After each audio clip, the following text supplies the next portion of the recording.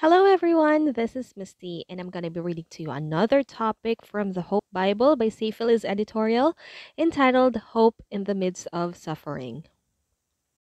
Facing Death. The loss of a loved one is one of the most painful experiences of life. The closer we have been to someone, the more we are affected by the loss, and the more difficult it is for us to accept the person's disappearance. Those of us who have to support others during these painful times must know that although we all have to go through this situation, we can overcome it. It may seem to be very difficult, but it can also turn out to be an inspiring period of self growth. It will all depend on one's way of coping. The loss of a loved one implies a painful separation that requires time for healing to take place. After the shock of death, an inevitable process which we call mourning takes place. It can be a long or short process. It can be relatively short when the loss is anticipated naturally, as of the peaceful death of an elderly, or can last several years when it comes to accepting the brutal death of a child or the unexpected divorce of a beloved spouse. Although there are as many ways of reacting to death and loss, the feelings of abandonment, rebellion, and loneliness that invade the individuals left behind are normal and tend to provoke the following reactions according to each one's circumstances: confusion and anguish, chest tightness, shortness of breath, palpitations, distress, insomnia, nightmares, dizziness, loss of appetite, fatigue, and others. Not wanting to see anyone is normal, as well as our feelings of irritability and vulnerability.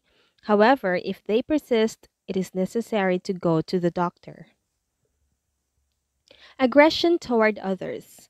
Many relatives of victims of accidents, catastrophes, rape, or terrorist attacks react violently against other people or entities considered as responsible for the tragedy. They experience feelings of anger, helplessness, abandonment, bitterness, emptiness, and loneliness. On a spiritual level, many people direct their anger toward God, asking for an explanation of why He has allowed things to happen, and feeling disappointed, insulted, frustrated, and discouraged with their faith. Violence against oneself. Those who feel partly responsible for the loss often experience guilty feelings that go from a complete neglect of oneself to deliberately risky behavior that could lead to suicide attempts. Those who feel partly responsible for the loss often experience guilty feelings that go from a complete neglect of oneself to deliberately risky behavior that could lead to suicide attempts. Somatization. If they do not manage to recover their spirit in the face of the loss, many people will find that their mental distress actually manifests itself as depression or in physical symptoms which can become quite serious. Escape. Others give themselves to various vices as a partially unconscious means of escape. But the pain and hopelessness can lead them to a variety of ways of self destruction. People who are prone to using alcohol, drugs, and sleeping pills are more at risk than others of trying to escape reality through these substances and end up becoming dependent.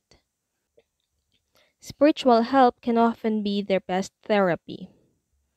It is necessary to know that although the people left behind may seem indifferent, they are also, in a sense, patients who need to be treated with the same understanding and love as if they were recovering from a serious disease or accident.